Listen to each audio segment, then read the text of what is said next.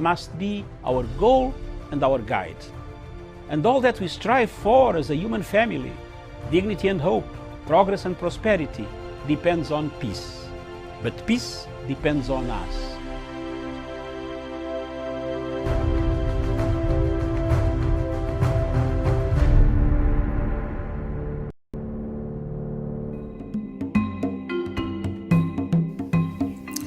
Today, thousands and thousands of Africans and many countries in Africa have conflicts. Notably, from Libya, Cameroon, Nigeria, Biafra, and Boko Haram, to Democratic Republic of Congo, of where we have seen a resurgence of the past military and conflicts coming back in that country. Hundreds and hundreds of people have been displaced, killed, maimed, tortured, raped, several of them dying of hunger, starvation, and other natural causes.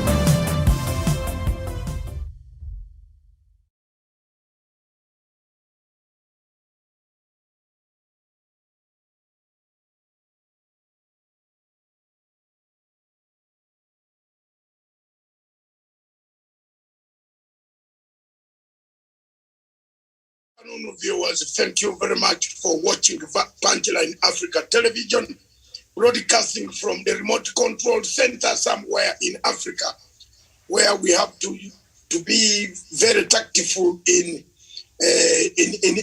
our delivery of the news this afternoon.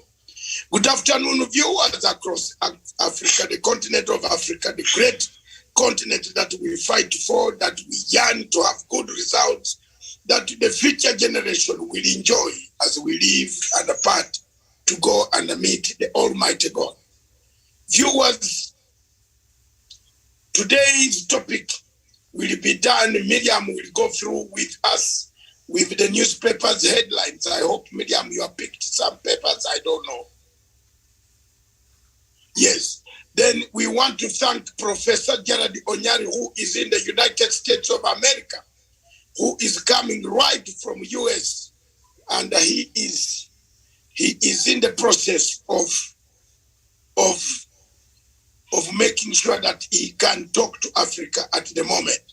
Thank you very much, viewers, across to the bridge in Nairobi, CBD, somewhere in the suburb, powerful palatial suburbs of Nairobi, is none other than Miriam Ogutu. Good afternoon, Miriam. Very good afternoon to you, and good afternoon to our viewers. And I thank every one of them for joining us this afternoon here in Nairobi. Thank you very much. Across in the studios of Punchline Africa Television, I can see a well-placed guy who has left his Jonjo suit, and today he is in the African attire. Daniel Wesonga, good afternoon. Yes, a very, very good afternoon, Dr. Matsanga David, at our Political Command Center. Good afternoon to fellow panelists, our viewers here in Kenya, Africa, and the rest of the world. Good afternoon.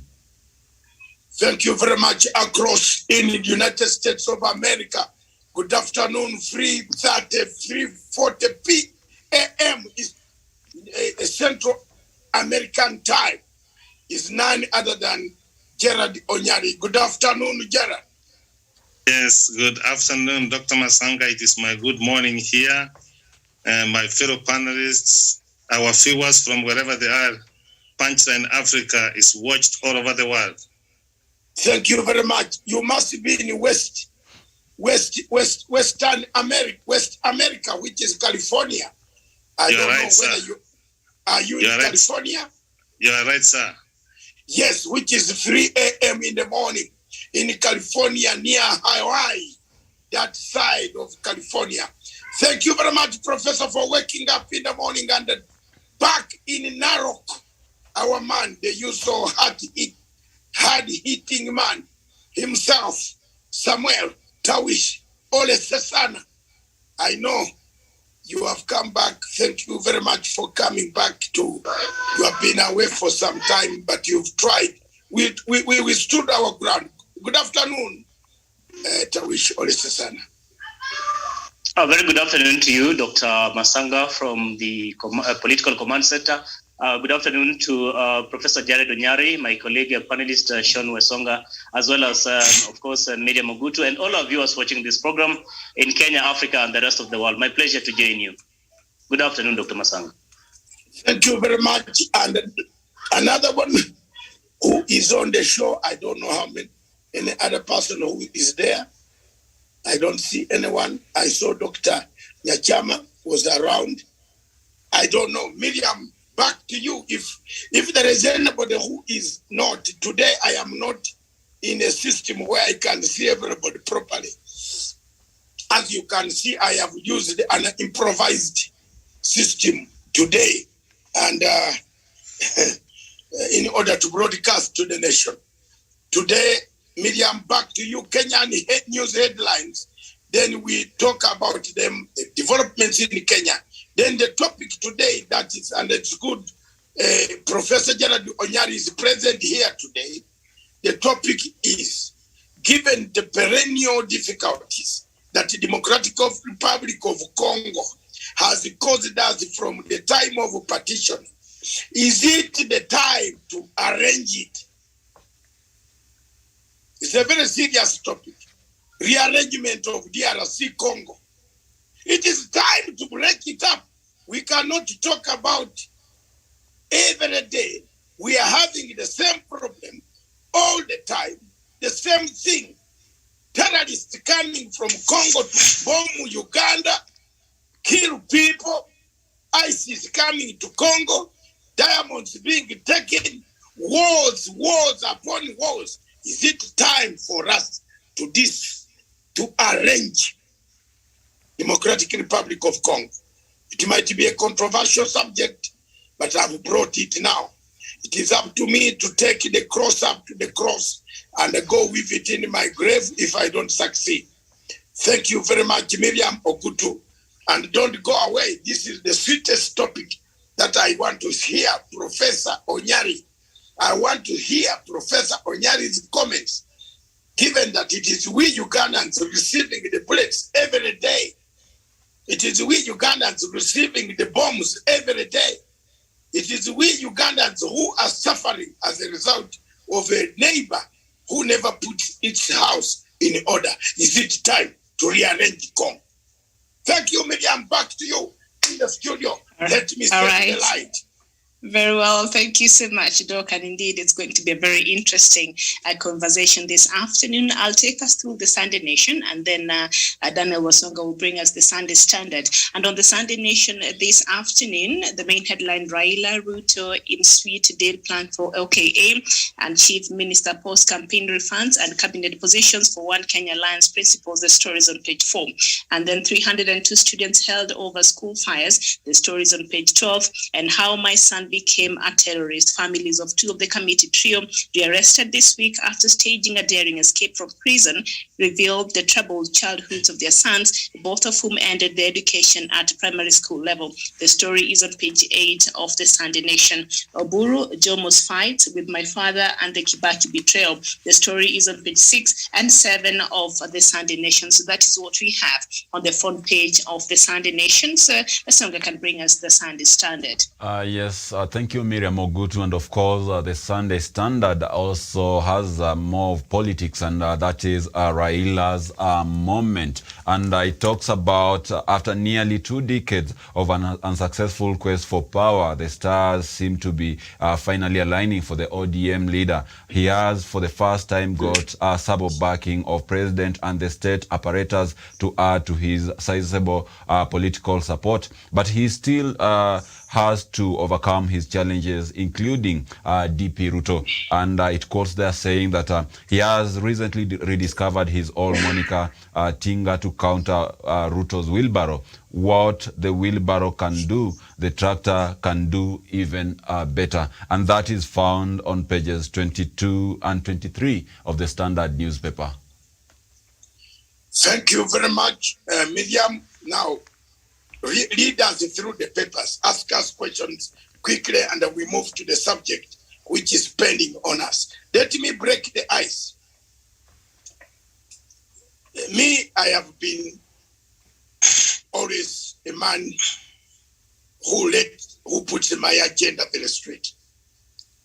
And I don't want history when I am down lying in that cathedral when you are praying for me, for you to say Matanga never laid down his spade or his cross. I carry my cross. The people of Kenya, if I was a Kenyan this time, I would hand over my vote willingly, very early in the morning, to the candidate that Uhuru Muigai Kenyatta, and the candidate who can look.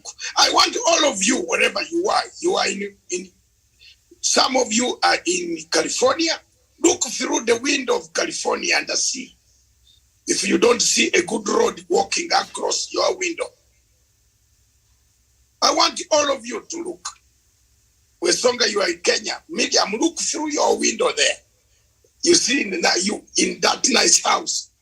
There is a road, there is a construction, there is something going on. Uhuru Kenyatta has a legacy. His legacy is going to be kept. It has to be kept by a man who has some sense. And that man who has sense in Kenya is none other than Raila Amolo Odinga. And don't say Matanga never said it. Even if it doesn't go through, I will still stand with him this time because I don't see any other candidate. In 2017, I saw some candidate, a candidate called Uhuru Muigai Kenyatta with William Ruto. They had a ticket. They convinced me because they had just been badly fixed by the ICC. They had, oh, there you are, my hallelujah, my. As I speak about God going down, the light comes back and you can see me. That is a prophet. The man speaking. You see my light has come back now. And very soon, after finishing this statement, I will now connect it to Rio McCoy. Then I can hammer anybody on this platform. But here we are. Let's look at Allah. This is the light that we have been looking for. Let's look at the aspects. Raila Amolo Odinga is a man who can help this country move forward, who can fulfill the agenda of Uhuru Muigai Kenyatta. Yesterday, on Friday, I went for dinner with a British friend of mine who invited me in Crown Plaza. And he said, let's look through the hotel. When we looked through the hotel, one of those good hotels, I want to tell you, then you see where you find me. You know, we saw one thing. We had the hammers, we had the tractors, we had graders, the roads. Then when we are driving back to his hotel, to back home, he said, every place here is changing. Why? Because of Uhuru Kenyatta. So we need somebody who can keep that legacy. That is my submission. And that's the way I look at things. Miriam, that this time, Raila Odinga, please, don't let us down. Don't let us down. By January, I bet, and let me finish on this note. By January, opinion polls will show Raila Amolo Odinga has bypassed William Mukokoteni wheelbarrow back, because you can't compare wheelbarrow with the latest mechanisms. If you are using a symbol to bring the local populace, those populace will not vote. How do you think of giving people's children wheelbarrows instead of giving them knowledge, economy, making it work? How do you think you can win an election? Back to Miriam. All right, Doc, thank you so much for that. And just taking it on the Sunday Nation main headline there, Raila, Ruto in Sweetdale plan to One Kenya Alliance, and apparently it's a very tricky choice for Kalonzo, Wetangula, Moi, and Mudavadi. It appears both sides are trying to woo them into joining them in forming a coalition. So I'll just go to you, Professor Jared Onyari, and what do you think, what do you make of this, and what Doc has already said there before? Thank you, Miriam, because our country, Kenya, is going a transformation towards taking off to be one of the modern country. After having said that statement here, Miriam, here is that you know what President Mwai Kibaki did in Kenya. You know what President Uhuru Muigai Kenyatta has done. And the President Uhuru Muigai Kenyatta has appealed to Kenyan that the work he has done for 10 years and Mwai Kibaki for 10 years should not go to ruin. Dr. Masanga has rightly said that Uhuru Muigai Kenyatta has done tremendously very well in development. Miriam, you can agree from where I sit. I'm a I've got peace and security background, Miriam. This atmosphere has been created by Engineer Raila Amolo Odinga, our Prime Minister. So he understands a way forward walking to the future. Miriam, let me tell you, I am not a prophet, but I can tell you the side which I always support, it wins. The side I'm supporting, Bapa, and I have got no fear, Miriam, that if you hear and the way Raila Amolo Odinga has transformed, he's talking about Asilimia Umoja. He talks about BBI. He's talking about how to unite this country, Miriam. Miriam, even the Bible said, blessed are the peacemakers, for they shall be called children of God. Raila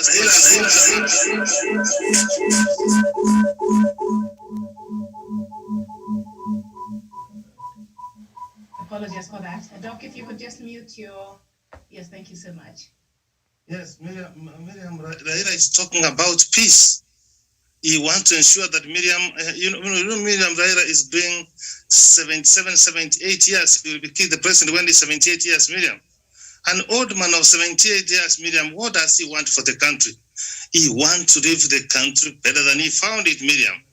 Miriam, I have got no doubt, Miriam, come August 9, 2022, the 50th president for the Republic of Kenya will be Engineer Raila Amolo Odinga, because you can see from the stars, Miriam, we can read the fortune tellers and we tell it. Let me submit at that point, Miriam, that President Uhuru Muigai Kenyatta has done a good to this country.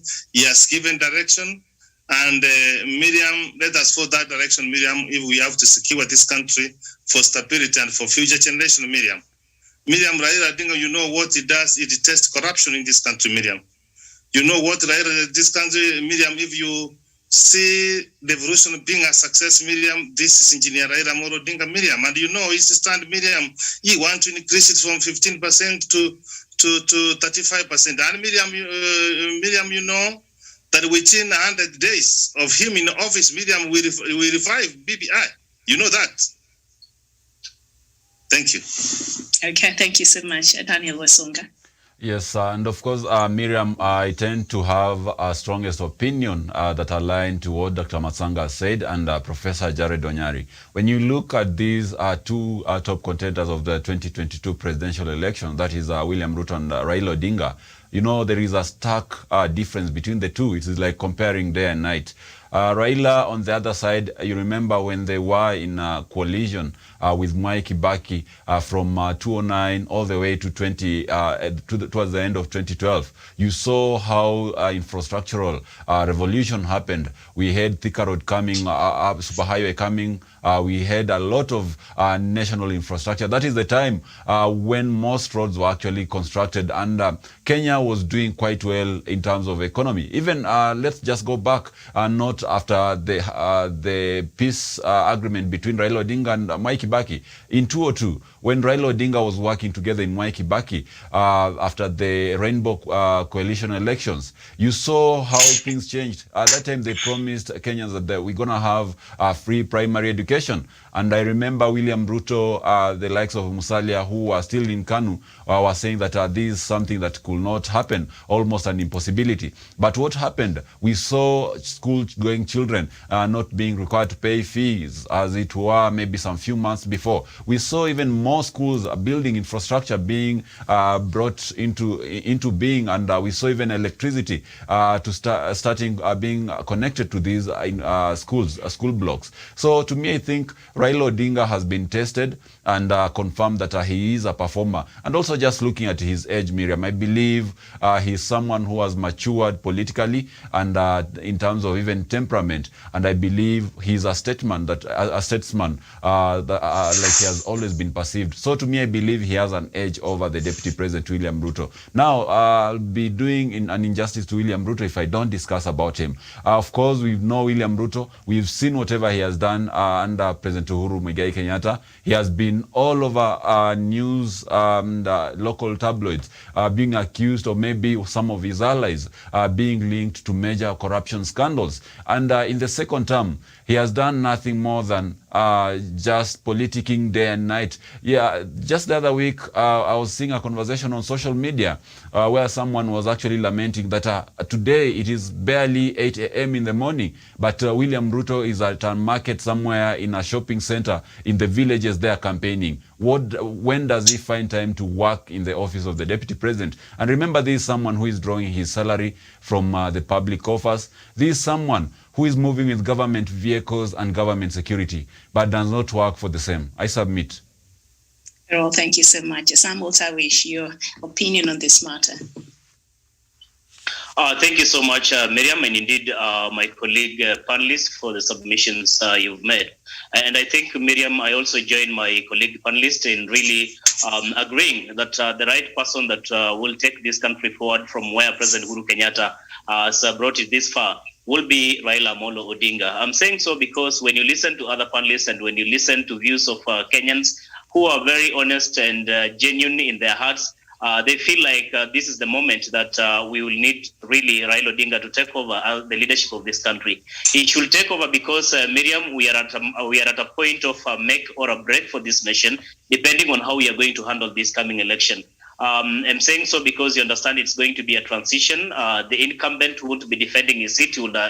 He's serving his second and last term in office. And therefore, it's going to be a transition, not only in terms of leadership, but also a transformation and a transition in form of having a new dawn in terms of reviving the economy of this country, in terms of ensuring that we continue with the unity of purpose, in terms of ensuring that we end the tribal politics that has always characterized electioneering period in the country. And I think with so many other ills that have continued to bedevil this nation, you need a person with a sound mind, a person who is calm, and a person who is able really to reach out to every part of this country, to reach out to every person in this country and bring all of them on board. And that person who unifies this nation in that aspect is none other than Raila Amolo Odinga. Equally so, Miriam, you have to understand that this man has the determination, the man is focused, the man has a vision, and it is only those characteristics that really any sound thinking Kenyan will really consider when they go and vote for a leader. Remember, for example, Kenya today is reeling under of course, the cancer of corruption in this country. Who amongst the leading presidential candidates today, Miriam, you will quite say that Kenyans can have confidence and faith in to help in the fight against corruption? You cannot even talk of the other side. You can only have, of course, a contrast of the other, of course, presidential candidates, especially if you are to talk of Deputy President William Ruto. The man does not have the will. The man himself has been indicted in so many corrupt activities in this country, and therefore he cannot be the right person really to come in and help us really deal with this dragon of corruption. So I believe Raila Amolo Odinga, this is a Mandela moment, just like other leaders in the country have insisted. Let's give him a chance and see what best he can do. In any case, this is a man who's been tried. You can imagine the kind of sacrifices he's made, not for himself, but he's been making these sacrifices for the sake of this country. When you talk about the freedom of speech today, when you talk about, of course, the democratic values that we all celebrate and enjoy in this country today, when you talk about multi-party democracy, Miriam, you can only but attribute it to Raila Odinga's struggle. So this is a man who has the right credentials, and if the people of Kenya want a person who they will be safe in his hands, then that person is Raila Amolo Odinga. I submit. Very well, thank you so much, Doc. Back to you. And this story on the Sunday Nation, the OKA leader seems to, there's been a lot of division that we've been reading from. So are they likely to make a decision sooner rather than later? And which side do you think any of them will take? Doc?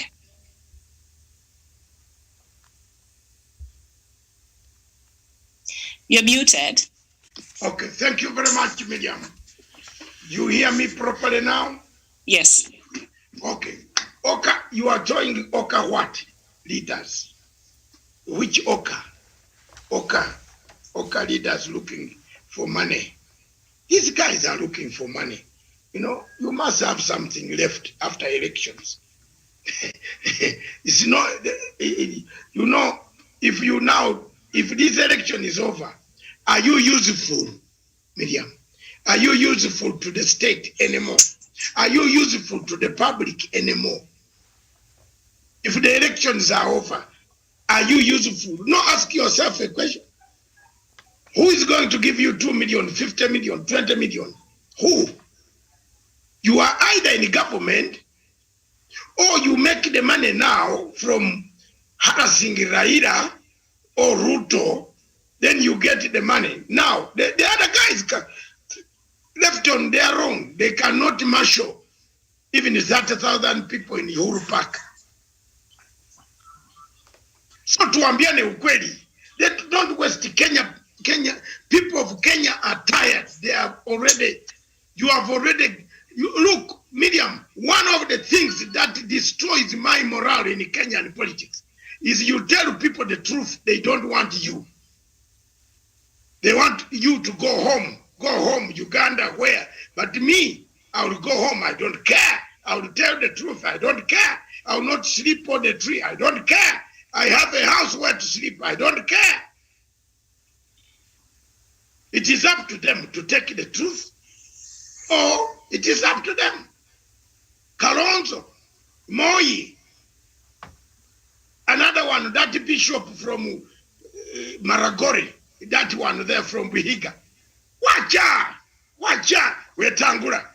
Wetangula cannot, you know what? If Wetangula does not stand on ODM ticket, he will not win that seat of a senator there. Or he does not, I'm telling you, if he does not work with the leaders there properly and he strategizes, another person will win him, will defeat. They don't have musimamo. They don't have where to go, and they want us to continue. What you talk here about us? What do you have? What does Mudavadi? In fact, when Mudavadi starts talking, from the face you can see he's a liar. He's lying. His mythology shows a liar. A man is stingy man who can't pay a bill of a barman, a woman, a barmaid, who's working for 12,000 shillings in a bar somewhere in Club Afrique. The woman works for 12,000 to educate 4 children, and you can't pay a bill. You promise the girl every day will come to clear the bill. They take salary from wachana na mnyenyo wa Kenya. Jamani, mtazungumiza lini? Lini la? Miriam, tell me any of these guys who can defeat Ruto. If Raila withdraws, now, even if Raila doesn't say Kalonzo Tosha, none of Ruto will win very early in the morning. The only man who can challenge William Samoei Ruto, since he has run away from us and formed his own outfit. He used to be with us. Tutamulima paka mwisho. Tutamulima tena ubaya sana, iko vitu inakuja mbele hapo. Tutalima Ruto. Itumbi analeta na sisi tunaleta. Munaleta tutaleta. Munalima tunalima. Wacha wa Kenya waamue. It's an election campaign. Why are you hiding? A few weeks ago, on 10th of September, and I quote myself, some of you here don't read just my essay. Please, if you want to get more knowledge in Kenya, read Matsanga's essay. I told you, there was no need. The campaigns are too early. Is there a law? I wrote and said on this. I said, is there a law in Kenya that prohibits the campaigns?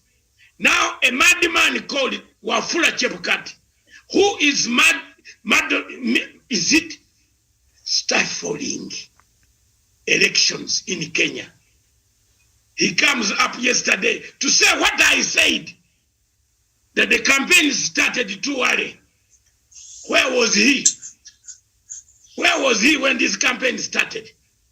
He kept quiet. He allowed his friend to do everything.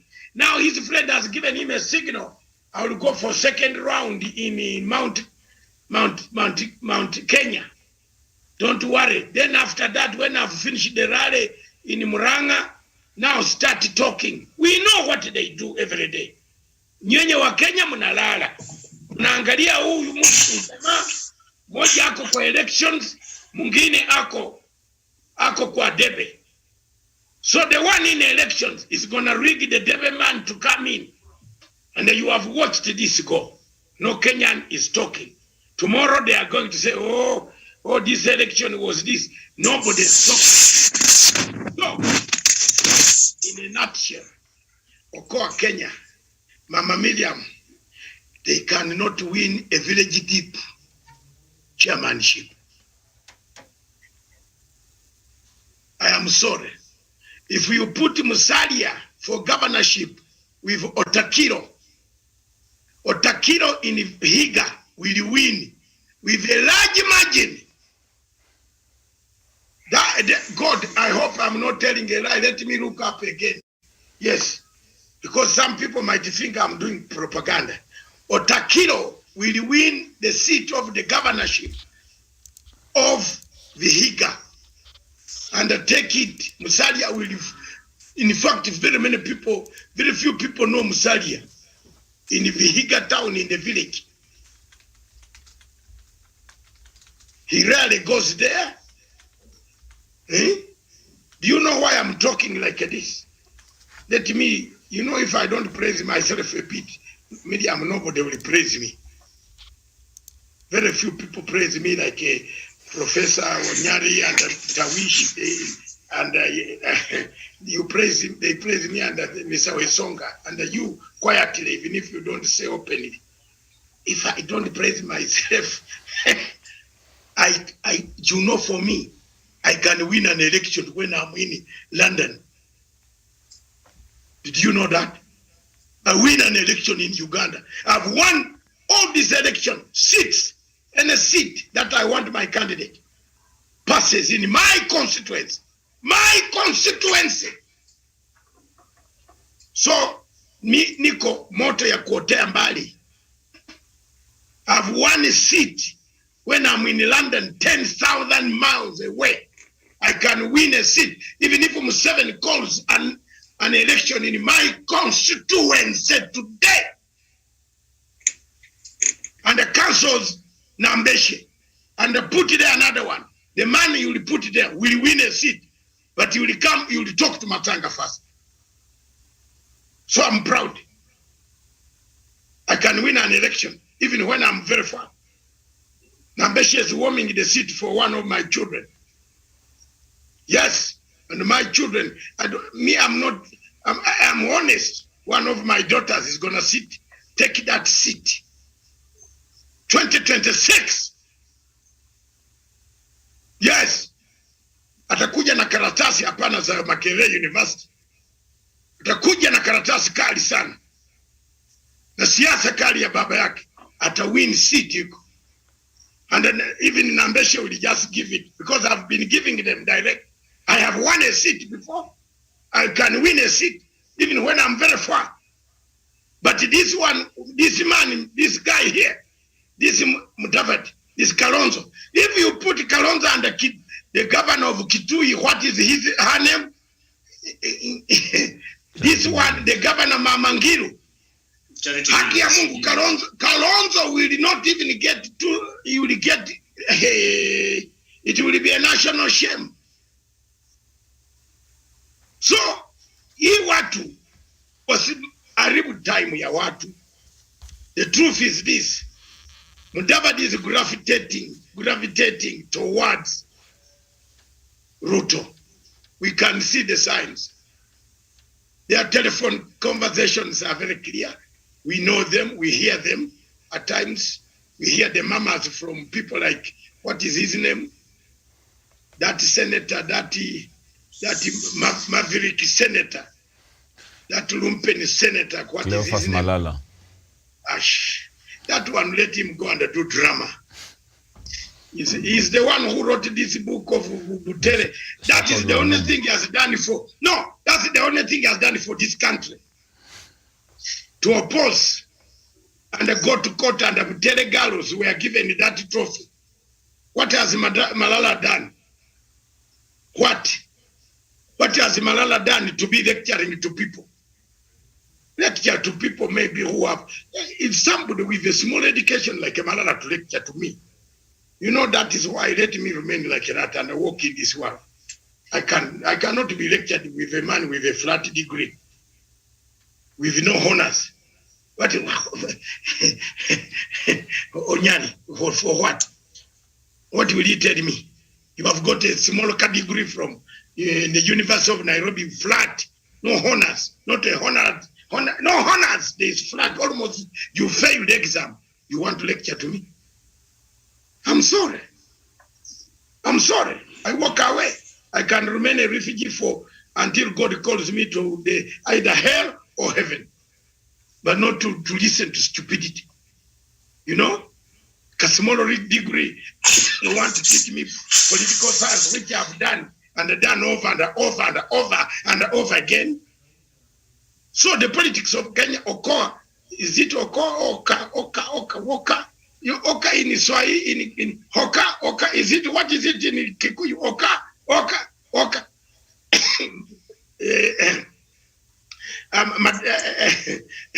Wesonga tell Oka, is it friend? Oka, what does it mean in Kikuyu? Yeah, I think come. Come, Oka, come. It is already Oka, come to Baba. The only man who can be helpful to these people is Raila Amolo Odinga. In Ruto, if Mudavadi goes to Ruto, the government will collapse in 2 months. I'm telling you. One, they won't work. One is stingy like a church mouse. Then the other one is a thief. Mimi nasema namna hivyo was mwingine mwizi. You can see that combine. They call it combine. Younger men on the street say combine. I am also using those slangs, combine. The combine of Mudavadi and Ruto will collapse in 2 months. If you get Mr. Kalonzo Musyoka, and you put him on Ruto, I think the fight will be harder. Mr. Mudhama will say, I need my money back. There it can't work. The only safest net is Kalonzo to come in with Raila. They have worked before. They have done an election twice. He can be covered. Wetangula, I can't waste my knowledge and my information. The only thing you give Wetangula is an embassy, which can be, changed into apartments, and then you can have multiple concubineship. So these are some of the things that he can't win an election. Then you come to Gideon Moi, my friend. He has no bad blood. He's not against Uhuru Kenyatta, and he's not against Raila Odinga. He realizes the immense progress that this country has made. He's one of the sober heads of this country. With Gideon, I don't have any bad comment to make on him. He was born in a political family, Miriam, but believe me or not, he cannot now, that political family cannot come back after 24 years in power and coming from the Rift Valley. And when President Uhuru Kenyatta has already said that the leadership rotate, let it go somewhere. You know that thing was over. It was over. Yesterday, when they are coronating the bishop of the Catholic bishop, the cardinal, didn't you see rotation? Rotation came. Rotation arrived. The bishop himself said the rotation of politics. One of the master of ceremony there said, what? He almost said, we need this thing to go somewhere else. That is the doctrine of Uhuru Kenyatta. Is there anything that you want to say more than what I've said? I stand to be corrected. None of those guys can win an election. If they say third force, they come in the middle. They will only spoil the votes. But in the longer term, in the second round, Mudavadi and the rest, and the Kalonzo, Wetangula and the Moi will go with Raila. They will not go with Ruto to form a government. I submit. Very well. I don't know if there's anybody else who'd like to add to that, or we just move on to our next topic on Africa, the one of DRC. Oh, well, Miriam, sometimes it really doesn't make sense even after Dr. Masanga speaks. There's so much authority when Dr. Masanga speaks, and more so on these issues to do with politics. But nonetheless, Miriam, I think what Dr. has said is quite correct, that the One Kenya Alliance members have only but one choice. That one choice is to really work with Raila Amolo Odinga in as far as 2022 general election is concerned. And that, Miriam, because these are people who have worked together in the past. These are people who, I believe, together, if they can unite with Raila Odinga, they can quite have a formidable force to reckon with. And more so, they can be able also to galvanize the country, because there's an aspect of uniting this country, and you can't quite wish away some of these leaders. But in terms of the input, my colleague panelist here, Sean Wesonga, is one person who comes from the western part of Kenya, and he can quite tell you, Miriam, that in as far as Western Kenya is concerned, Raila Odinga doesn't necessarily need Musalia Mudavadi, Moses Wetangula, or even Cyrus Jirongo to be able to get the votes, say from Busia County, where Sean Wesonga comes from, or even from Vihiga County, where Dr. Masanga was giving us an example of Wilberforce Otichilo, the current governor of that particular county. I mean, these are areas that Raila Odinga can as well make inroads without necessarily involving Musalia Mudavadi, given that there are other leaders who are willing and already working with Raila Amolo Odinga towards galvanizing that region. Go to, of course, to Eastern region. If you are to talk of Kalonzo Musyoka, we have 3 governors from the 3 counties of Ukambani. Charity Kaluki Ngilu, you have the outgoing governor of Machakos, Dr. Alfred Mutua, you have the other one of course, Makueni. These are people whom you cannot just wish away and say they are greenhorns in politics. That there are people who do not have a following. If they didn't have a following, how come that they were elected governors? In fact, two of them were elected twice.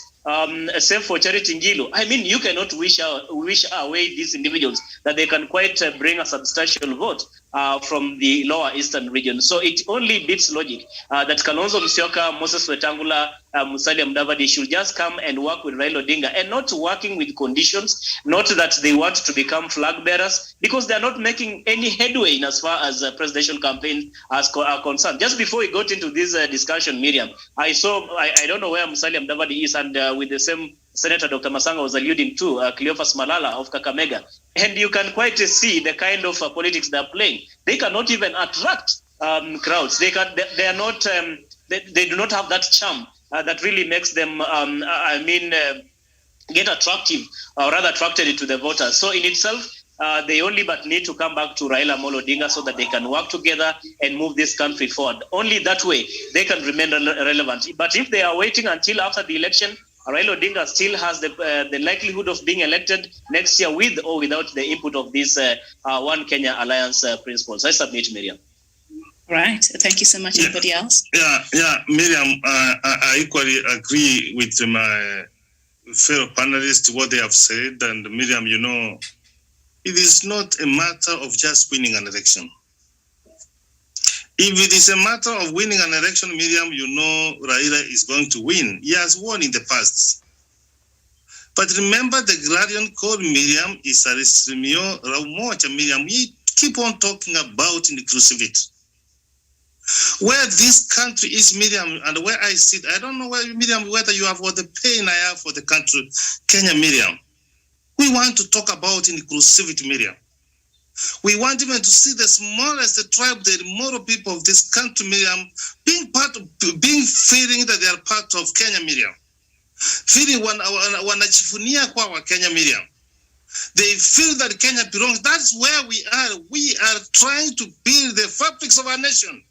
It's not a matter of an election, Miriam. So I want to agree with the sentiment of Dr. Masanga saying that these people want some few coins, Miriam. They want to make some money, Miriam. But in terms, Miriam, we want to have a country which is united, Miriam, and that's what basically the handshake is all about, Miriam, of bringing the country together, Miriam, and not to polarize the country, Miriam. The way this country, Miriam, has been planted, Miriam, to someone getting an opportunity in 5 years, and Miriam, you take all the money which belongs to the people of Kenya, and you want to tell me that, Miriam, that these people are serious, Miriam? No. You know, you and I, we say let us not leave anyone behind. We need Kalonzo Musyoka in Asrimio Ramocha, we need Musalia Mudavadi, we need Wetangula, Miriam, we need Gideon Moi, Miriam. So from where I sit, Miriam, is that we want to build a government where Kenyans will be proud, Miriam, and we take this country forward, Miriam, and we solve the problem, endeavoring this country once and for all. We cannot keep on talking about this country 58 years, Miriam, that we cannot be able to put our country together. That's where we are. It's not a matter of just an election, Miriam. And that's why I support the handshake. That's why I support inclusivity, Miriam. And that's what Asrimio Ramocha is all about, Miriam. It's not about the Oka that you want to go your own. Just go your own. But we have what is before us, Miriam, is to unite the country, Miriam. I submit. So I think it will be the right time now to get into our next topic on Africa, and that is it time to rearrange the Democratic Republic of Congo? And I see that you've been joined by Ambassador Maina Ghana. Ambassador, very good afternoon to you, and thank you so much for finding time to be with us today. Good afternoon, Miriam. Good afternoon, my fellow friends. Long time I did not see. Professor, good afternoon, Dr. Matsanga, and all the panelists. All right, thank you so much. So the latest from the DRC is that the vast DRC government has placed Ituri and the neighboring North Kivu province under state of emergency and siege since May, stepping up the fight against armed groups. The ADF is the deadliest of the armed groups operating in the region, and the group has been active in the mineral-rich eastern DRC for 30 years. On the 16th of August 2021, President Felix Tshisekedi authorized U.S. Special Forces to help the Congolese army battle the Allied Democratic Forces, that is the ADF, an armed group linked to ISIL. And on April 21st, Kenya and the Democratic Republic of Congo signed agreements on security and defense amid growing threats from the Islamic State in Central African province, which is active in the eastern DRC. The security and defense pacts provide mechanisms for cooperation between the two countries in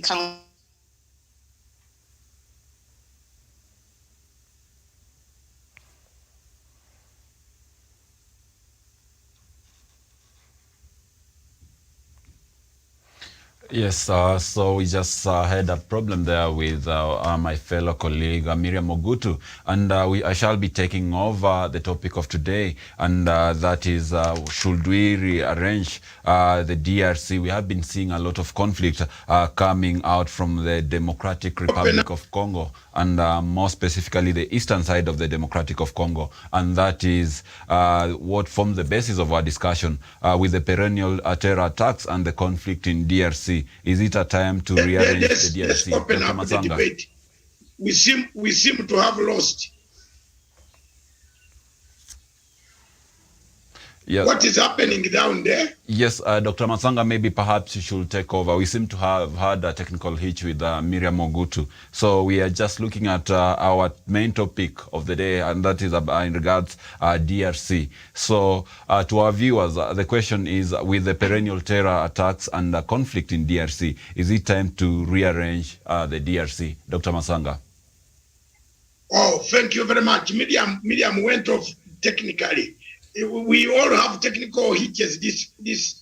First of all, let me be very candid and be to the point. I don't want to take much time. I want to allow many people to talk.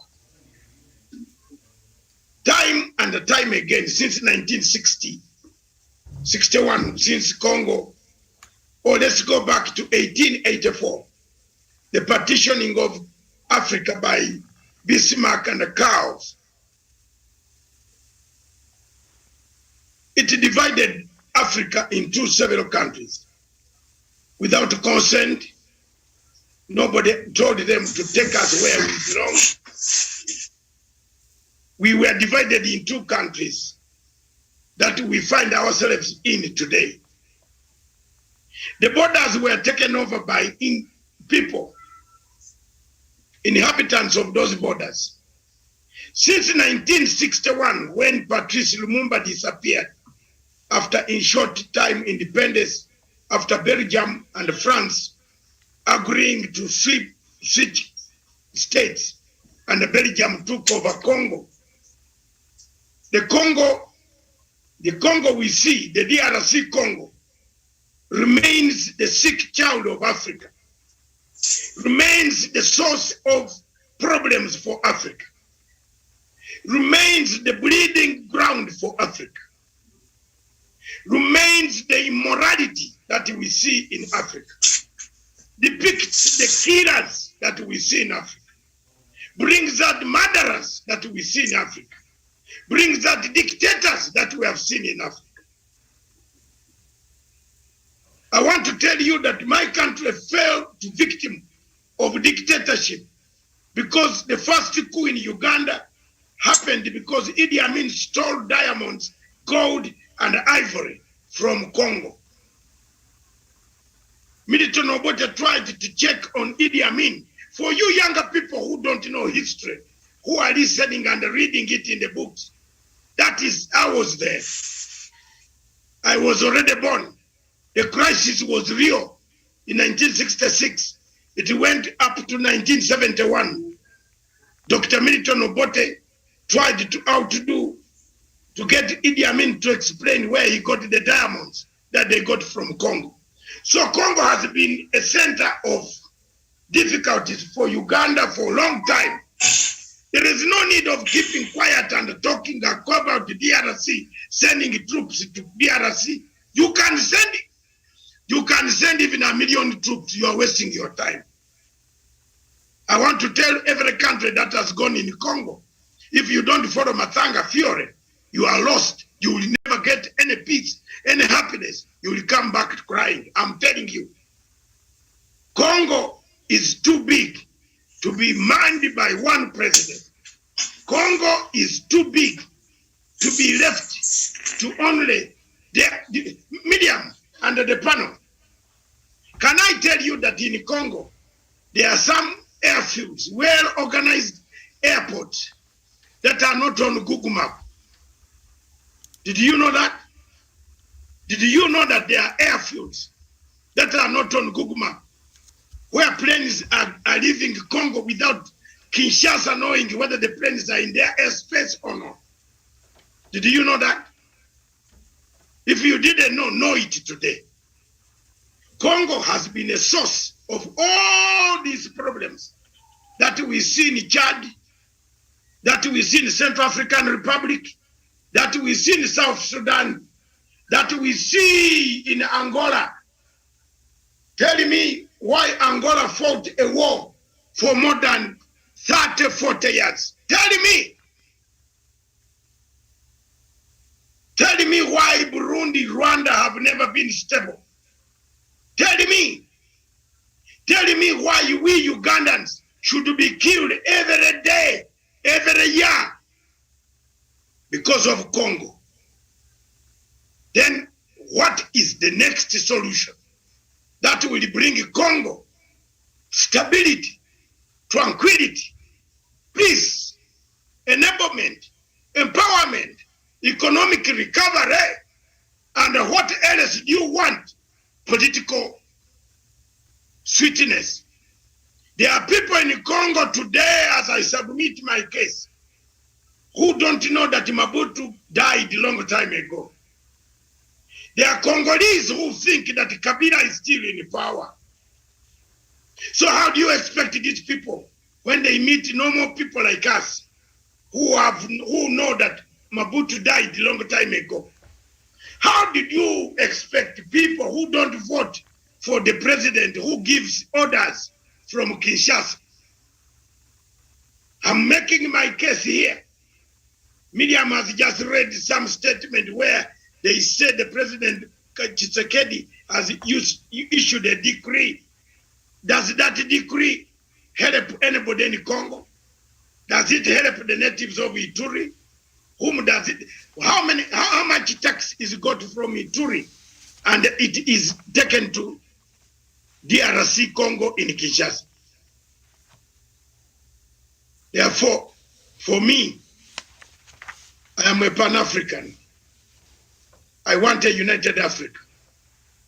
But an Africa that is bleeding, one leg is bleeding, to unite with another African which is not bleeding is not a good Africa. An Africa that is bleeding like Nigeria, where the people are sinking every day, dying, being killed, being maimed by the Buhari regime, is not an Africa that I want to unite. I want to unite an Africa which is peaceful. A united Africa that is peaceful is my answer. A progressive Africa which is peaceful is my answer.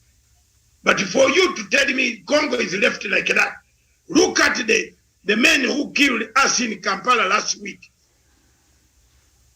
Because some people are talking, they are going to come here to talk on this platform. Oh, because this and that. We were killed in Kampala. And where did people come from? They came from there, Professor Nyani. And the fingers are pointed to Congo. Exploded. So how long shall we be pointing fingers when our people at a are being checkpoint killed? at the We are Central dying. Police Station. We are being killed. Exactly 3 minutes later. In Kampala, everything has come to a standstill. In Kampala, because of the people of Congo, because of Congo, M23 comes in. People, before they shoot the killings in Kampala, before the bombs, there were people in Bunyaga, Bunangabo, near the border between in Kisoro, running away from Congo from M23. Jamani, President Museveni, how long should we be killed? We better reassemble Congo. I am a plain speaking African. I am not a member of a group that works with tragedies. I don't work with tragedies. I work with peace. For peace to be acquired, to be received in the Great Lakes region, Congo should be reassembled. I submit. Yes, and of course, on April 21st, the Kenya and the Democratic Republic of Congo, DRC, signed an agreement on security and defense amid growing threats of the Islamic State in Central African Province, that is ISCAP, which is active in Eastern Democratic Republic of Congo. Professor Jared Onyari, as a conflict resolution expert, what would be your suggestion to solving this particular conflict, and how come that the situation in Congo has deteriorated in that we are finding some Islamic State miscreants operating in the region? Thank you, Daniel and Dr. Masanga, what you have put forward about the situation in DRC. Daniel, let me just be very honest with you. I am between the earth, rock, and the stone. Hard stone. I'm between a rock and a stone. And why am I making this one? Miriam, Daniel, you know my position when it comes to Africa.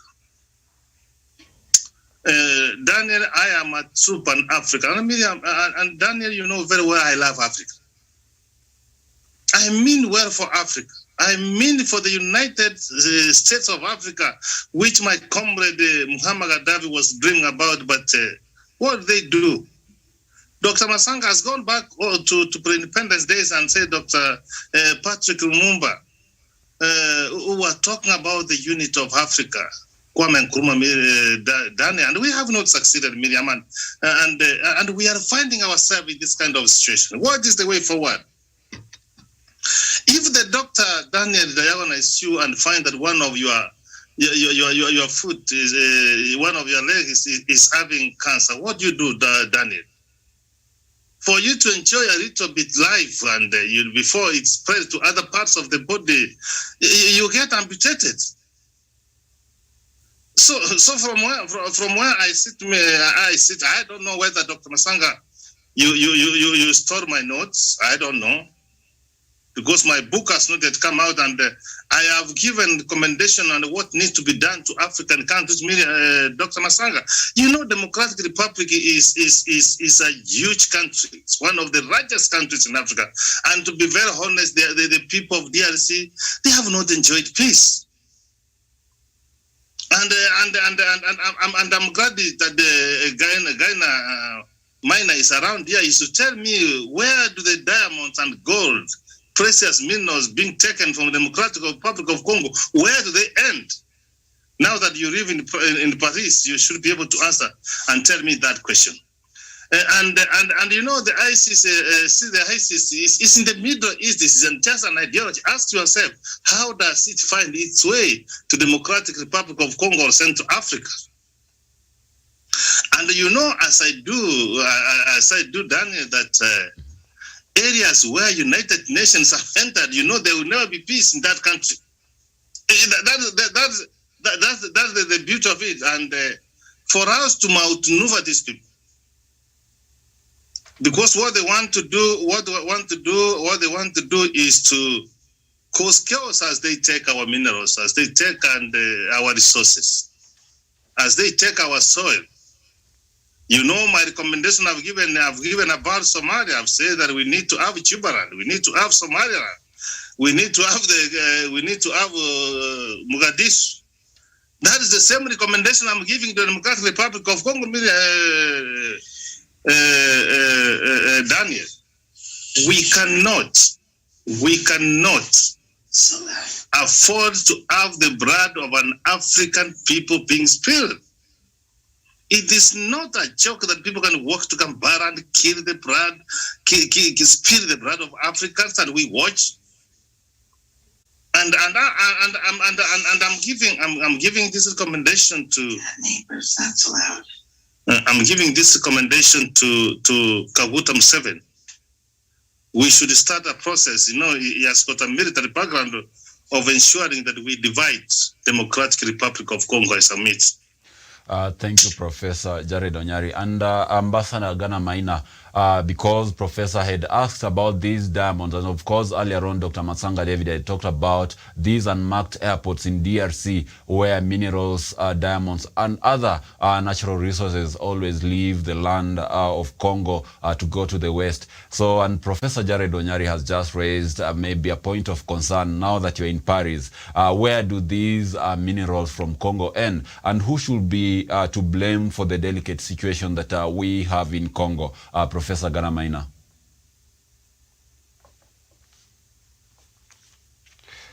Okay, I don't know if my colleague Miriam Ogutu is back in the conversation, but I'll go to Tarwish Olesasina to give us his remarks on the same topic of the Democratic Republic of Congo. Do you think due to the current situation, the conflict that is in Congo, and of course it's spilling all the way to Uganda, you saw the other day 2 terror attacks happening in Uganda, do you think it is high time we restructure the eastern part of the Democratic Republic of Congo, Tarwish? Yes, absolutely. And I think I tend to agree with what the panelists who have spoken ahead of me have indeed said. For the simple reason, Sean, you get to understand that just like an example that Professor Jared Onyari has given, that if your leg has cancer, the best thing that can be done to you so that at least you have chances of further survival is to actually amputate that particular leg or that part of your body. And I think there's also a saying that President Yoweri Kaguta Museveni did say one time, I think when he came to Kenya, that if you have a jigger, you don't cut the whole leg, you just but remove that jigger. So I tend to agree with this, of course, thinking. For the simple reason is that if you are having problems as we continue to witness in the Democratic Republic of Congo, and if dividing this country will be the solution in bringing about peace and stability, in making sure that the people of this country can really have a peace and tranquility in that part of the continent, then I think it is the best way really to go. You're talking about the issue of resources, diamonds, gold. Look into the Democratic Republic of Congo is one of the really the rich mineral country you have in the continent of Africa as we speak today. Even when it comes to forest cover, when it comes to the land size, the fertility of the land itself, when it comes to the possibility of further minerals in this particular nation, I can quite tell you, Sean, that if these minerals could be extracted and exploited well for the benefit of the people of DRC, then that country will be very far today. But it cannot have that peace. It cannot have that stability and tranquility for the simple reason that there are people who have interest in these particular resources in the Democratic Republic of Congo. And they will never really wish or even think that Congo can have the peace and stability, because they know when they have this peace and stability, they will be able to get back and be able to extract these mineral resources for the benefit of the people of Congo and for the empowerment of the people of Congo. So they make it continually impossible. They make it as a pattern that there must be a lack of peace. There has to be war continually so that they can exploit and of course exploit these mineral resources not for the benefit of the people of Congo. So I largely share what my colleague panelists are saying, that perhaps it's time we think if it is absolutely necessary that we have to really divide this country, if that is going to provide a long-lasting solution to the problem that we are having in DR Congo. I submit, Sean. Yes, that is my co-panelist, Tarwish Olesasina, just aligning his sentiments with whatever the other panelists have said, that perhaps if you're going to be having the partitioning of the eastern part of Congo, if it is going to be bringing peace and stability to the region, then that is the way to go. But a report by the Catholic Church in the country says that the ADF has killed about 6,000 civilians since 2013, while respected US-based monitor the Keyview Security Trackers, KST, blames it for more than 1,200 deaths in Beni alone since 2017. So, Dr. Masanga, we realize that this is a conflict that has been ongoing since 2013 and even much maybe earlier than that. Why is it right now that when we are starting seeing it to spill over the neighboring countries, that we see concerted efforts within the DRC and also within the neighbors? Why wouldn't they have solved this problem earlier, at an earlier stage where it could easily be been contained? First of all, I think let's give it a credit to Gaina Maina, Ambassador, His Excellency Ambassador Maina, please. Can you come and give us your views before I come in for the second round? I have stated my case. Thank you very much. Thank you. Thank you, Daktari. Thank you, Watsonga. Thank you, my friend, Professor Onyari. Basically, this issue of DRC is more than anything you guys can imagine. It's not about the partitioning of the country. We'll never help them. If we add any extra country in Africa here, you are adding us a lot of expenses, a lot of headache, and we have become old. I don't have even time to stay to a panel to talk because the thing is there. Since we added South Sudan, we never have any peace. They only bring us pain in Africa. Now, adding any country is not going to help us because the root cause of the problem has not been addressed. It's not the issue of having a separate country, it's the issue of making sure that the people living in this country can have peace, everlasting peace, can be happy, can have a decent life. The issue of Congo DRC has not started today. If the brainwash, the infliction, the pain the Belgian people has put in them that make them so dumb that it's difficult for them to stand up, it takes a lot of time. If you have discovered that you see one of the complicated independence country that has been run is the country under Congo Belge. It's difficult. They inflict them a lot of things in their mind that in order for them to come out of this gutter, it will take them the next 100 years. Is how come you can discover one of the richest country in Africa, but is the poorest one that the population lives at less than $1 a day? You see the opposite life that these people are living comparing to the country they are. You see a country that two cities cannot be joined by the road. There is no road to join two cities, no power, no basic infrastructure in the country. It's not about having a partition, having another country dividing them. It's not going to help because it's one family.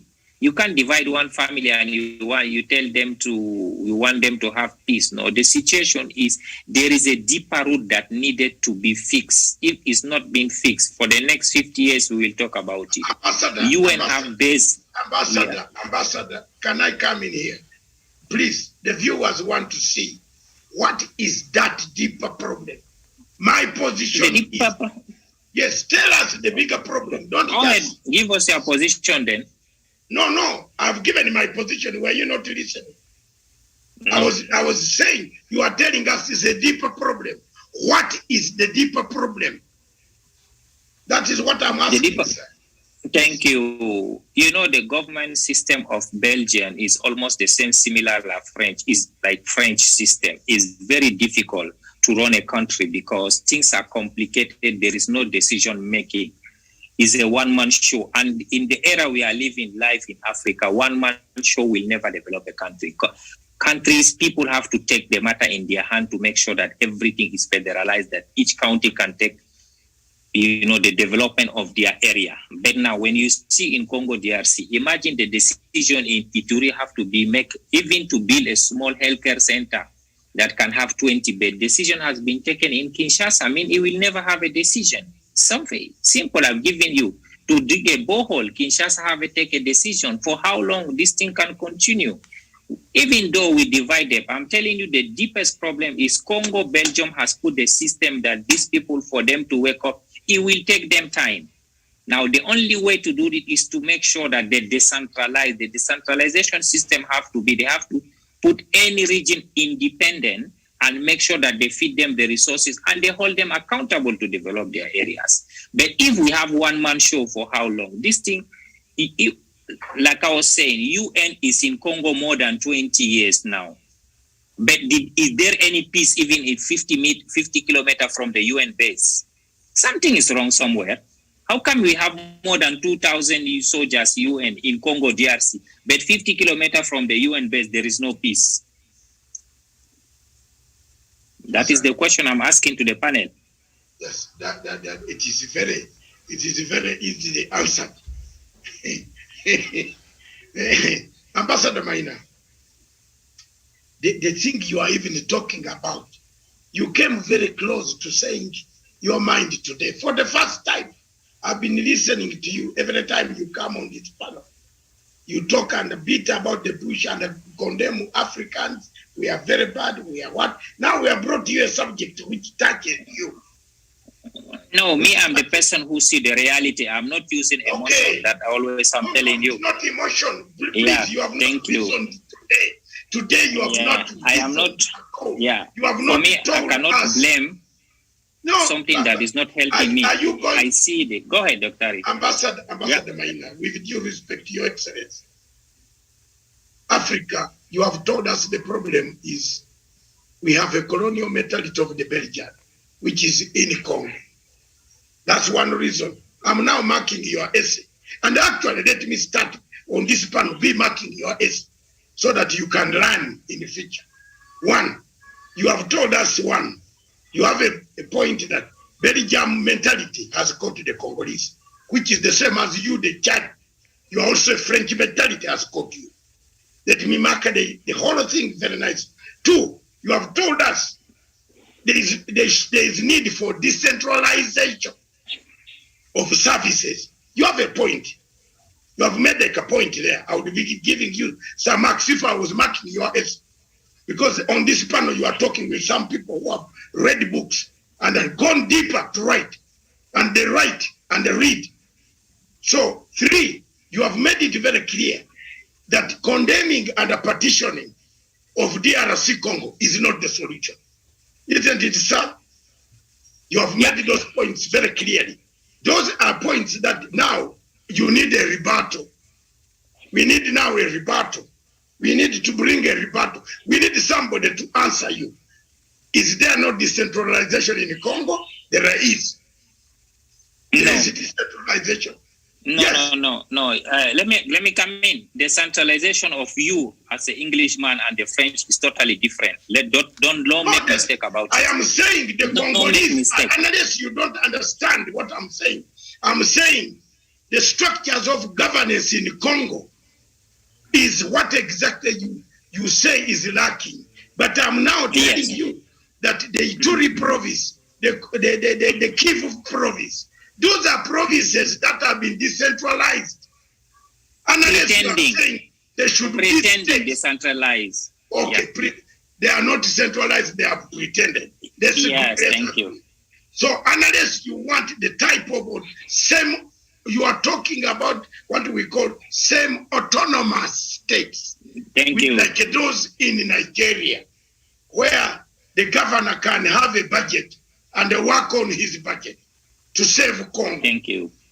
Is that the point you are coming to arrive at? If that is the point, then I take it from there and say, you are not wrong. You are not very far. Maybe we have not thought about. I did not write this topic so that we are going quickly tomorrow to divide the Congo. No, we are giving proposals. What is the problem that is creating? Now we have a new breed, Ambassador, Your Excellency Maina, that in this Congo, there is a new breed of terrorists who have arrived there. We don't know where they came from. They are called the ISIS. And yesterday, the president of Congo, Tshisekedi, who is the chairperson of African Union, was telling us that he's given an order to what brought Americans. Have you seen the theater of operation? Changing from Americans coming to wipe out ISIS. The Americans are the same ones who created ISIS. I don't know. For you, you are in Paris, you fear to be deported. So you want to talk about Paris. Yeah, but there is one thing you need to understand, Dr. No, you see, those Islamic... No, let me come in, please. Let me come in. 1 second. I need you to give me 1 second. You see, my country has suffered more on these Islamic issues. You know, Boko Haram and all of the others in Chad, in Nigeria. And I can give you a complete statement that you don't understand. Any area where there is a lot of poverty is very easy to manipulate the younger generation on the religion basis to create atrocities. That is understood. Now, that is yes. So the situation is. Let me come in. The situation, what's going on today, this thing is haunting Cameroon, Chad, Nigeria, Niger, this Boko Haram, more than 10 years today. All those countries combined cannot wipe them out because of this poverty that every generation coming find the only way to express himself is to join in them. Well, Dr. Don't forget about it. You think there are no people in Uganda who have poverty? Have we joined the ISIS? You did not get it. Dr. You see, this thing always they start by... Okay. Excuse me. Now, the situation... Let me explain first. Because of poverty, people are joining the ISIS. Are there no poor people in Uganda who are very poor, like those in Chad? They are. Have they joined the ISIS? Let me get it one. No, Dr. There is system you have to study. Any area where you see poverty is very, very deep, that people lack what to eat, they are ready to join, they are ready to die. And the system poverty with our dry system Sahel area is totally different with the equatorial system who have forests, people can get foods, those villages. The other side is complicated. Let me come in. My point is, you are talking about now the young people now are joining ISIS in Congo DRC, right? I have said, don't misinterpret my words. I have said ISIS has been planted in Congo, has been planted. Yes. The government of Congo, I'm speaking with facts. I'm not speaking without facts. The government of Congo has told us publicly that ISIS was planted into Congo from somewhere. And they're asking the American people to help them to wipe out ISIS. Now, do you and answer this question, do you know where ISIS came from? I don't know, you tell me. Oh, no. Do you know where it came from? No, I don't know. It came from Syria. And the land today. Look, it came from Syria. Obama equipped the people of Syria to fight Assad. ISIS was given more arms to fight Assad. This is the nucleus of where ISIS came from. We didn't know where ISIS, we knew of Al-Qaeda, but you in Chad knew of Al-Qaeda, isn't it? Did you know about ISIS?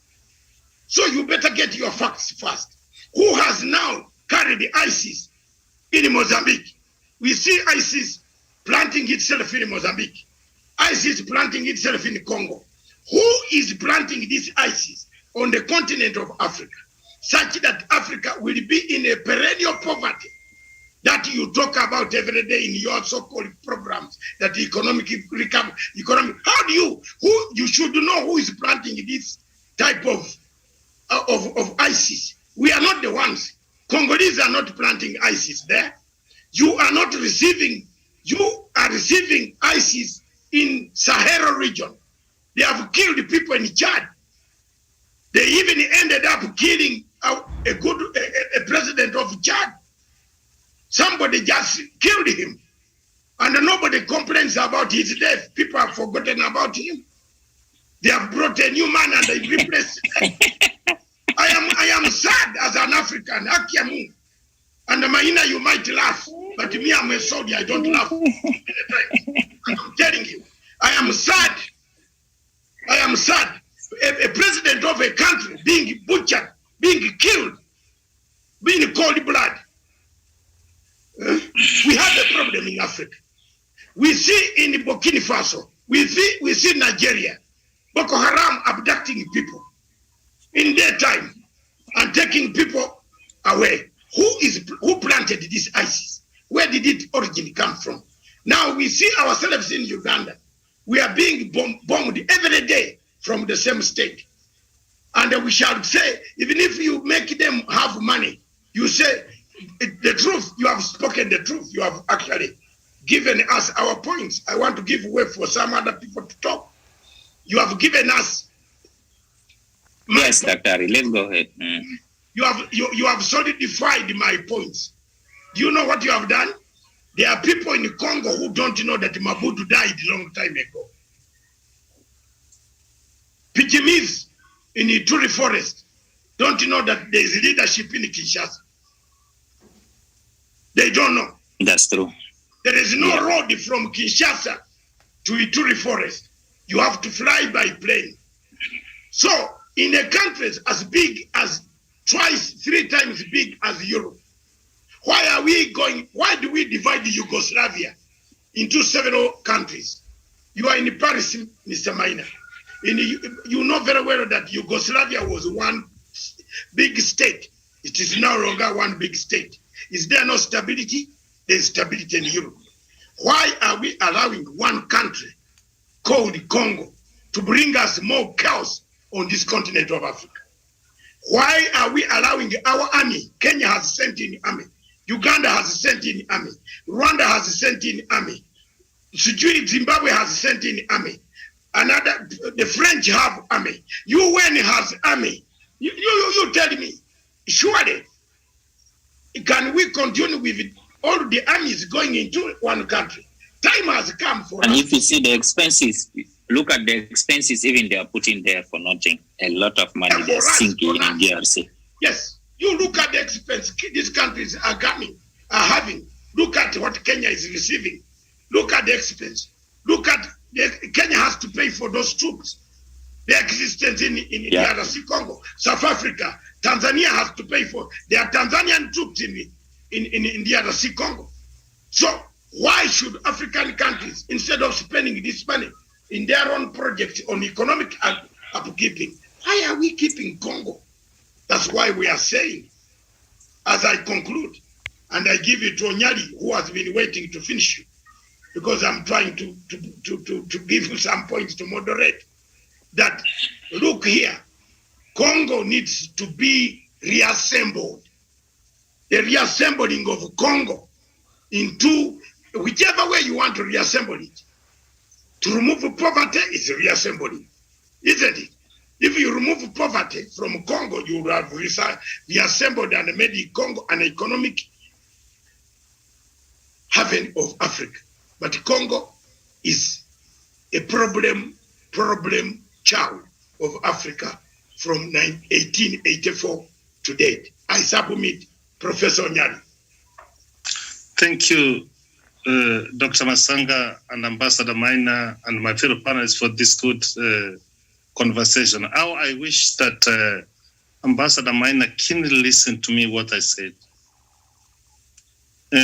Ambassador Maina, you know I love Africa and I know you love Africa. But from your sentiment, which you say that you seem not to have a reality on what happens about Africa. You talk about poverty, which you do not understand. There are some places in this continent where people are poor, but we have not found ourselves into entering into terrorist groups. The simple question we are asking, who is bringing this ISIS?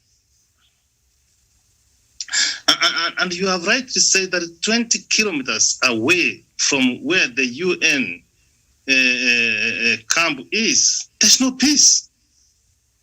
I did ask the diamonds and gold and precious minerals, all the resources being taken from the Democratic Republic of Congo. Where do they go? You live in Europe. May you tell us? And I say that when I'm making this recommendation, this is my area. And Ambassador Maina, with due respect, when I speak, you listen. I'm an authority. Unless you write to report what I've done extensive research on this. I've said I'm between the hard rock and a stone. I did say, Ambassador Maina, I cannot give a recommendation that we continue arbitrating Africa. But I did give a recommendation that one of your rates, Dr. Ambassador Maina, has been diagnosed with cancer, and for you to have a little bit life to live, or eventually you will die, we cut it. And that's why I gave a recommendation. I was not persuaded. I know what's happening in Sudan. It is designed, Ambassador Maina, that there are some people who does not want to see Africa move forward. I talked about Muammar Gaddafi, who was talking about United States of Africa. We cannot have our people walking to Kampala and kill people. And those are not animals. Those are not chicken, Ambassador Maina. When we are giving that recommendation, Maina, we should have that's Africa. Our brothers and sisters. Yes, that's what that's very sad. That's what we are trying to say. And you agree with me, and we want to say that the Democratic Republic of Congo is a huge... No, there is one thing I will never agree with you. Listen. There is one thing. How would you agree with people right now knowing them? I'm not stopping. How would you agree with me if you don't listen? No. How would you? Listen. I'm trying to say around Kivu area, the eastern part of Democratic of Congo, it has got no connection with the Kinshasa. So even if we run the reality, the Ambassador Maina, if people want self-determination, if people want to, and you talked about, you are almost saying, agreeing with what we are trying to say, that we need to decentralize that country. We need to have a federal system of government. If we cannot be able to partition, then let us have autonomy. Let us have federal states, like what's happening in Nigeria, so that people can be able to make a decision, where people can be able to talk about development. That's all we are all about. We have not said that divide, but we are trying to, Africa is looking to us to see what kind of solution we can give. What we are saying is not the gospel truth, but perhaps today what you have spoken, we are almost agreeing that something needs to be done, but we have not agreed on the way forward. Ambassador Maina, where United Nations troops have gone, we have never seen peace in those countries. Could you do some research and tell me, where are the diamonds and the gold from Democratic Republic ending? We are having private airports in the Democratic Republic of Congo, where airplanes come and even Kinshasa doesn't know. You want Dr. Ambassador Maina to tell us that we simply keep quiet and say, no, poverty, there is more problem than that. Let us have a conversation. Let us have an engagement. Let us have an honest debate. Let us have a discussion. Perhaps you never know. These African leaders, your brother in Addis Ababa, listen to us. He is there. See what's happening in Ethiopia. So there is a design in the 21st century to destabilize and disremember Africa. I submit.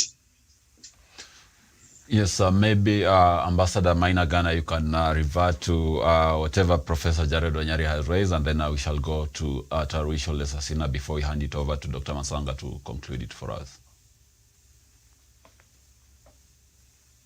Ambassador Gaina Maina. Okay, maybe Tarwisho Lesasina, just give your final remarks, and then we shall be moving over to hand it over to Dr. David Masanga. I think my brother Sean Wesonga, the submissions that have been made by Professor Jared Onyari are those suggestions that must be really taken.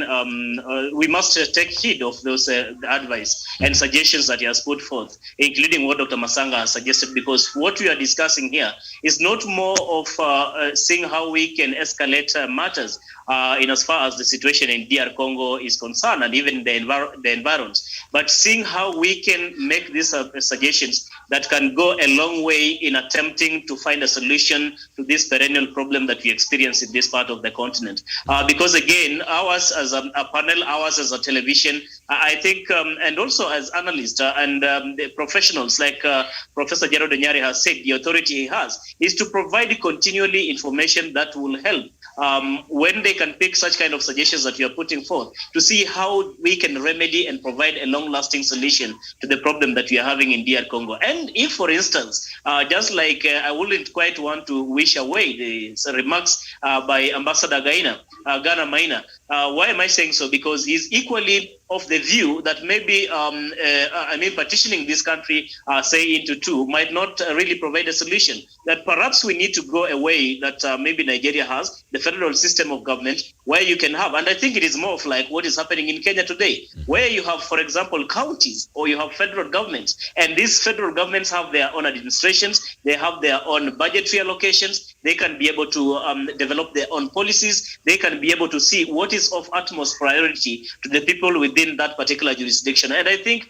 if we can have all these particular suggestions brought forth, and one which is also accommodative of what the people and the views of the people on ground really have, in as far as what is then the solution, what will then be the best way forward. I think all these views are really very good views, Sean, if you looked at it from a positive angle.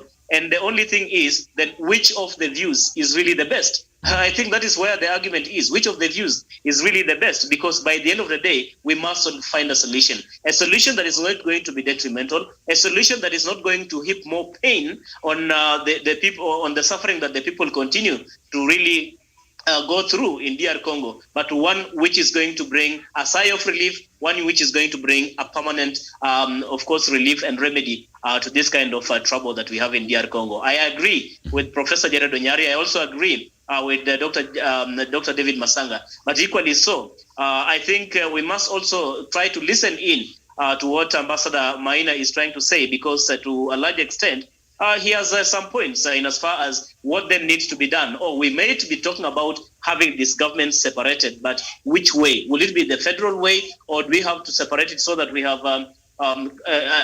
two countries with their own autonomies? Or do we have then to have federal governments where we have one head of state, but again, we have these federal governments where they're able to have their own resources and run the affairs of the country. In fact, Sean, as I conclude, when it comes to the matters of resources, you saw what happened in Turkana just the other day. Of course, with the prospects of oil in Turkana, you can quite see the kind of voice that is coming from that part of the country. In Kenya here, if you are to give that example, the people of Turkana feel like, because then we have a county government, maybe a certain percentage of of course, the dividends or whatever we're going to get out of these, of course, natural resources in form of oil should go to develop that part of the country, that is Turkana. I think to some extent is a good debate, which must not be dismissed but embraced. And I think this could be the way forward in as far as finding a solution in DR Congo is concerned. I submit, my brother. Okay, indeed, we need a conversation, and a robust conversation for that matter, and that is what you are having here at Punchline Africa TV on matters that are ongoing there in Congo. And of course, in April 21st, when the government of Kenya had a pact with the government of DRC, the pact was perceived as one which is going to see the security, defense, and defense mechanism for cooperation between the two countries in counterterrorism, immigration, arms smuggling, cyber security, and customs and border control. So I hope the experts who are mandated to ensure that such a pact actually works are picking the notes. Dr. Masanga, back to you. Is it a time to rearrange DRC? Take it away for us.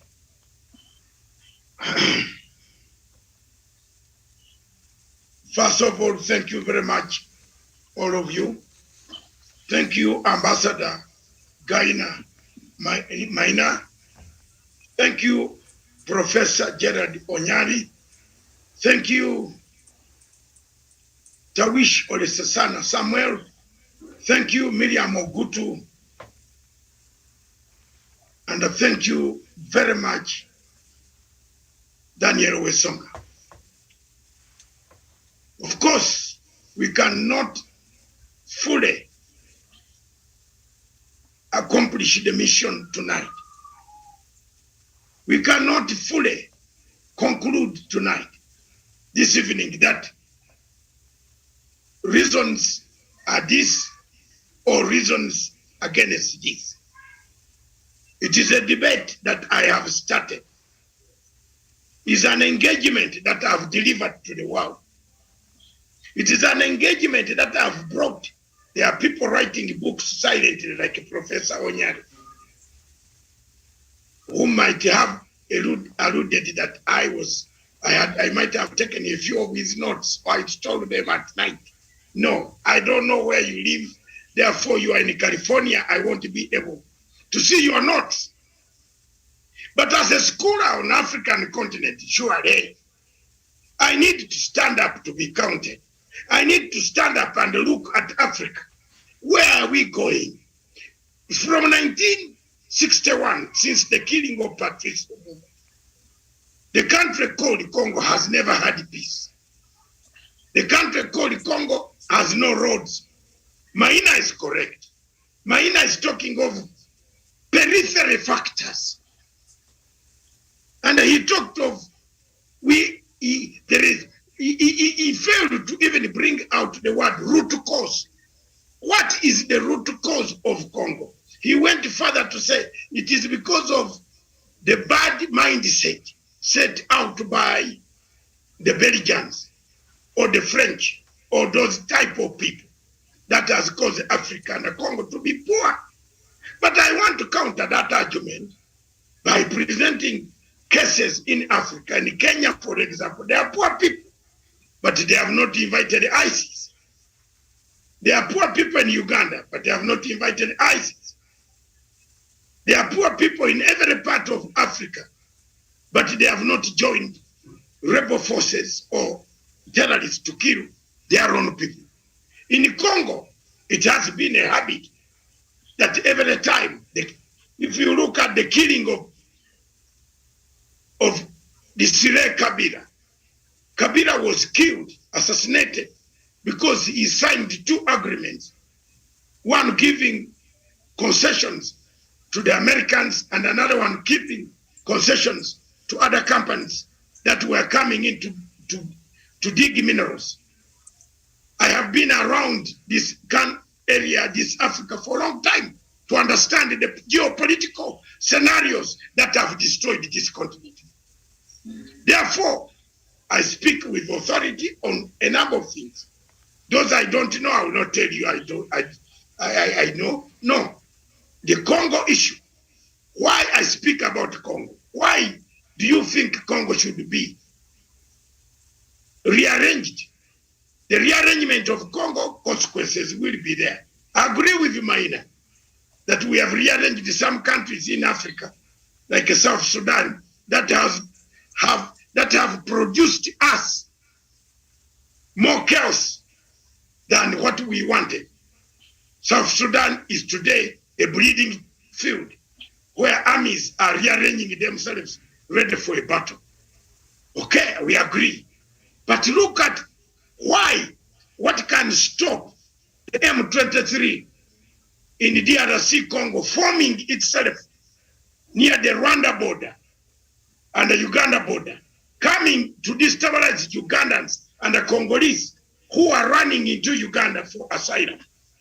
The refugees that are coming into Uganda, who is destabilizing them? Where are they coming? They are not coming from planet Moon, Mr. Maina, Ambassador Maina. Professor Nyali, these people are coming from DRC Congo. Look at the ADF, it is coming from DRC Congo. Look at the ISIS, it's coming from DRC Congo. That is why I pose the question. Is it the time, Maina? Ambassador Maina. This is the best time to stop it. This is the best time to make sure it's the best time to stop everything. Exactly. Because the sickness is growing bigger and bigger. Thank you. That is all that you have now exactly come to my same belief. How long shall we wait, Professor Onyari? You see, when you get a professor, an academic in Africa like Onyari, saying he's between a hard place and a rock. No. And Professor Onyari, I want to tell you today, never said that statement when I'm hearing. You are a son of God. You are a champion of the church. Say one word. You don't allow a devil to enter your house, do you? Jesus teaches you never to allow a devil to enter your house. This is a Sunday. Just say, we rearrange it. We stop it. You can't say you are between a hard place and a rock. No, there is an option. There's an option. President Museveni, we Ugandans, we receive. Yes. Daktari, you know, I'm waiting. Go ahead. President Museveni is able. We as Ugandans, we need to protect our territory.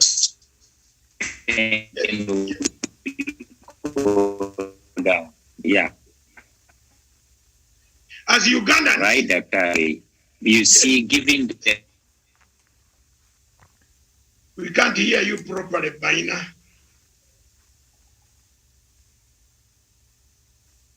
So as Ugandans who were bombed last week, Professor Onyari, I think we have one solution. Let's rearrange it. yeah. Honestly, on this one, I support Museveni. You can change we restructure even. I don't support Museveni Restructure. or his internal politics, no. But on the safeguarding Ugandans and to safeguard us from external killings, people who come and kill us in the city, and then they claim responsibility somewhere else. Surely, that one, no sane person in the world can accept that. Uganda has to defend itself. The only way left for us. That's why. Let me finish by asking one question, Professor, and let's ponder over this, and the Maina and the panel. Then why did Kenya decide to go into the DRC Congo?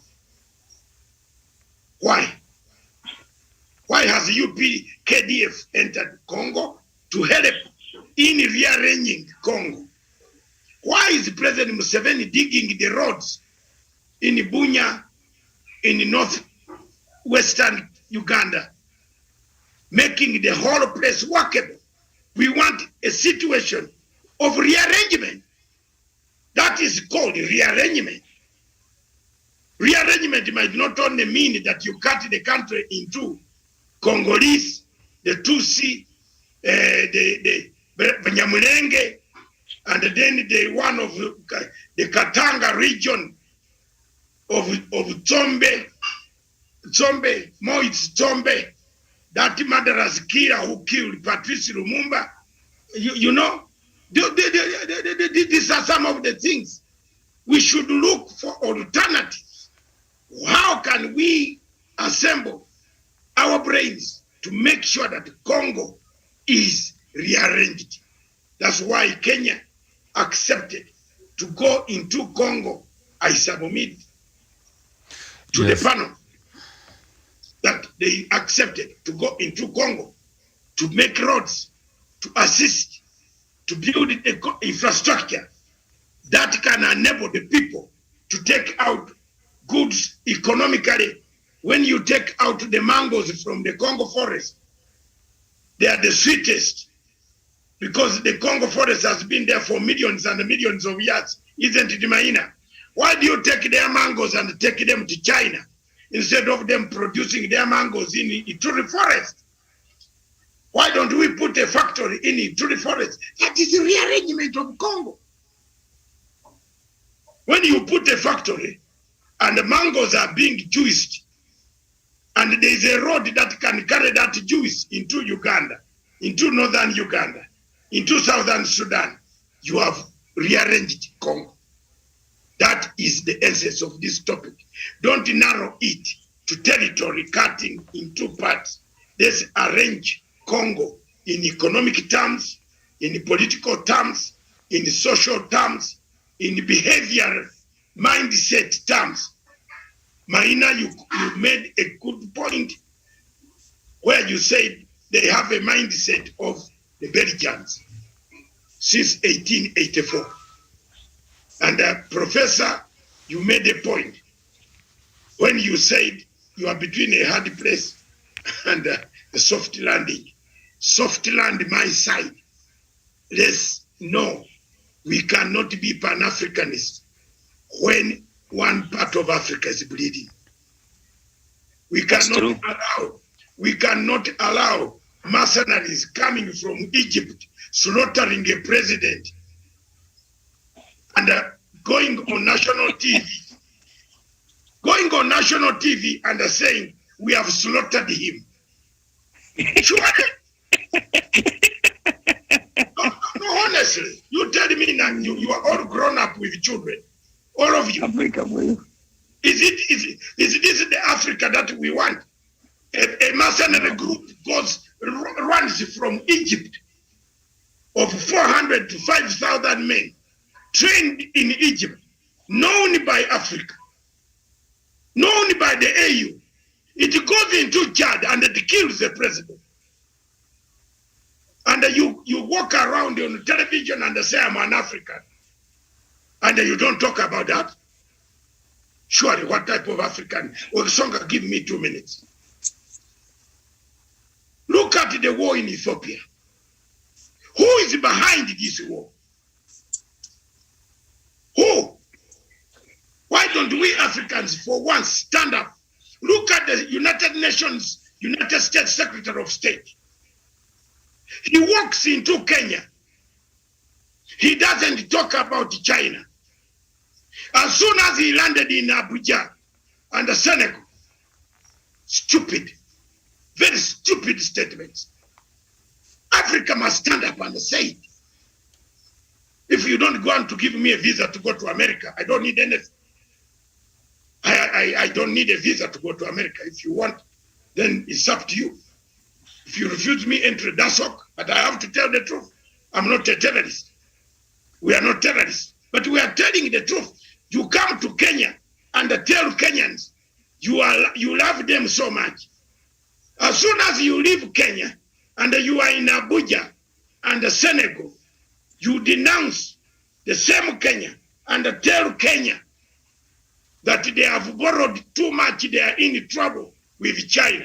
Why don't you come here and say, and Maina and Professor Onyari and my friend Tawish, you are always on this subject, plus Daniel Wesonga. You are always on this subject. The double standard is what is causing the war in Ethiopia.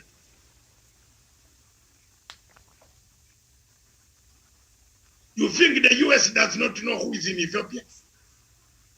You think the United States does not know who is fighting with on the side of Tigray?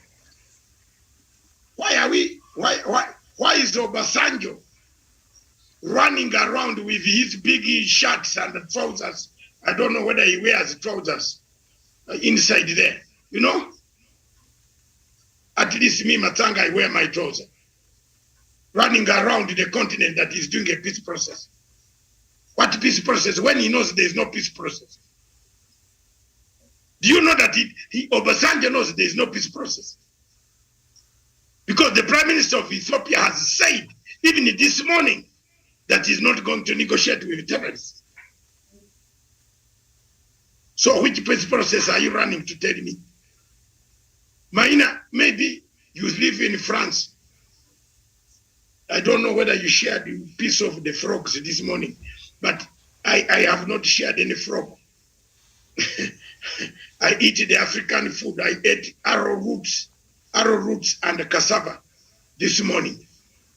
Is there any rationale that you can tell Dr. Matanga today that you don't know who is behind the war in Ethiopia? The Prime Minister said he doesn't want to talk to those guys. So why do you waste our little money to say you have a AU envoy who is only making money? Because every trip he goes into Ethiopia, he's making money, he's making dollars. He's paying his workers on his farm, which was illegally acquired through money of data. Yes. Yes.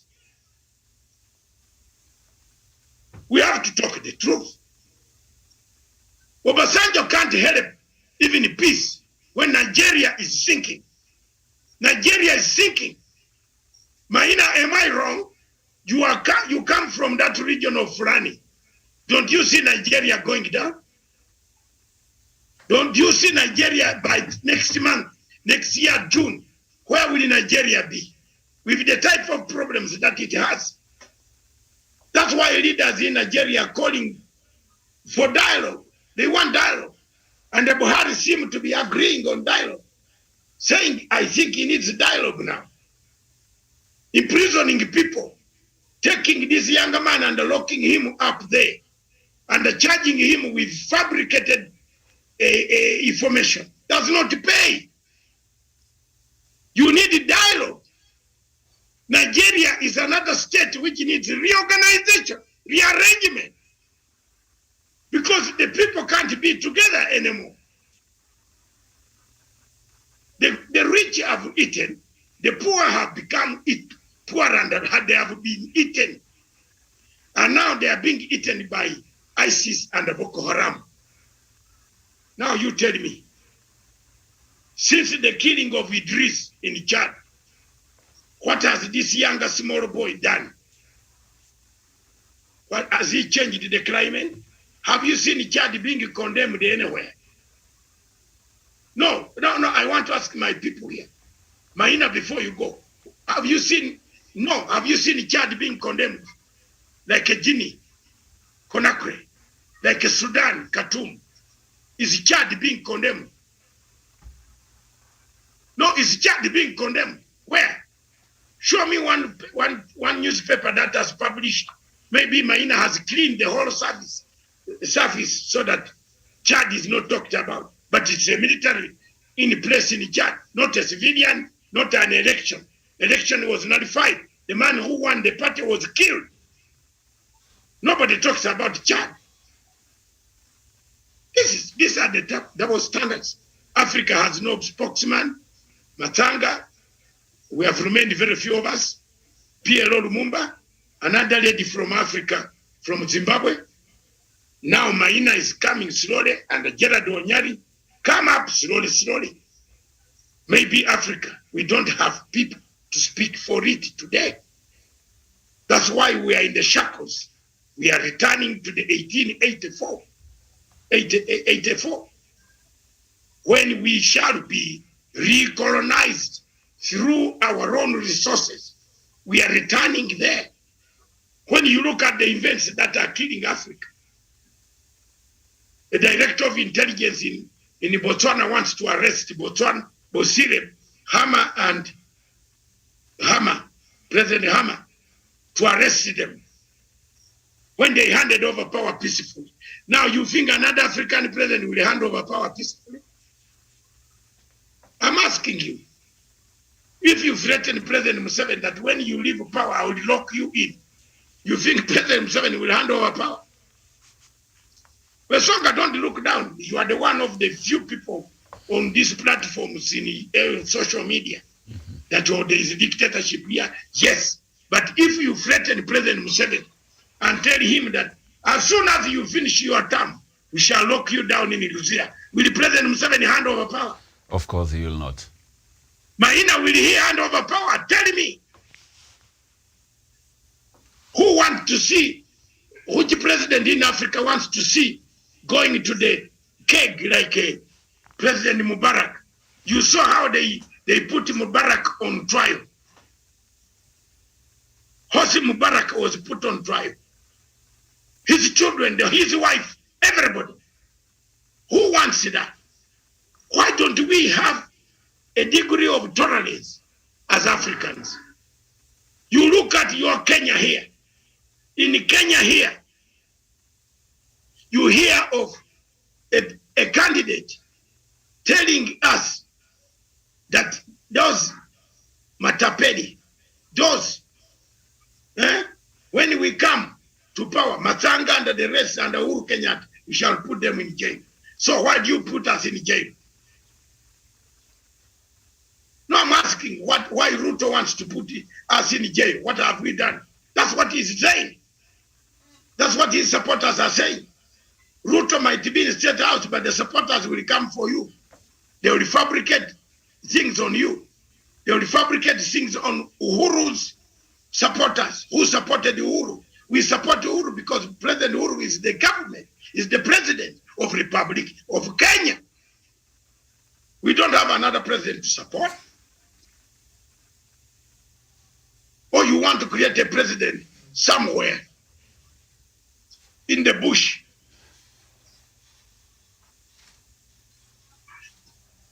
When you see people like James Butoro, read his comment. Read the comment of James Butoro.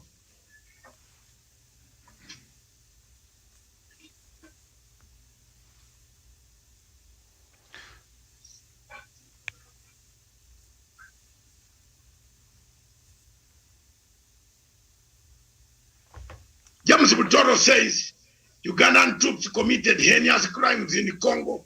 Matsanga has to admit that. I admit as who? I don't work for the government of Uganda. Yes. Why should I be the spokesman of the government of Uganda? James Butoro. Yes. Also, yes, and then another one. Yes, he goes ahead to allege that Museveni is the big elephant in the room when it comes to the DRC problem. Museveni is involved in the proxy wars in DRC, Rwanda, South Sudan, and Sudan. So is also Congo involved in the proxy war against Uganda. So you don't want you don't want Uganda to defend itself? No, you tell me you don't want Uganda to defend itself. It keeps quiet and laughs. Uganda also has other people. We are Ugandans. We have to defend ourselves. If the enemy is coming from there, let it be. Let's work a motto. That's why I'm proposing the only way to get rid of all this with Songa and the panel and the guy in Amaina and the Professor Onyari in California. We know you want to go back to sleep. Sleep. Don't sleep, oversleep. Sleep nicely. But remember, my dear brother, we need to reassemble the DRC Congo. I therefore submit that the difficulties of this region, the difficulties of insecurity that are coming from that DRC Congo from 1961, that have helped to dismember countries and remove governments in these countries must be addressed. I submit. Yes.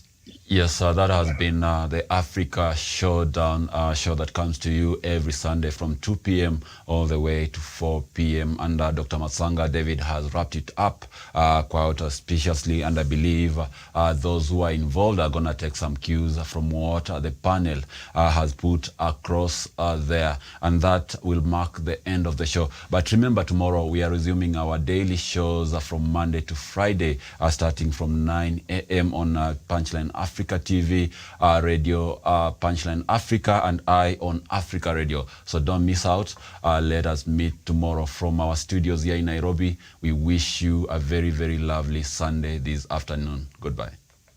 Thank you very much.